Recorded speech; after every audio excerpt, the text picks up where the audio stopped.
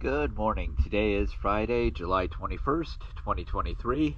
I'm here at Marsh Landing, and this is the 25-foot long, not named Shearwater. Before I show you the hull cleaning that we did, I did want to show you on the starboard trim tab, you only have one screw that's holding it to the hull.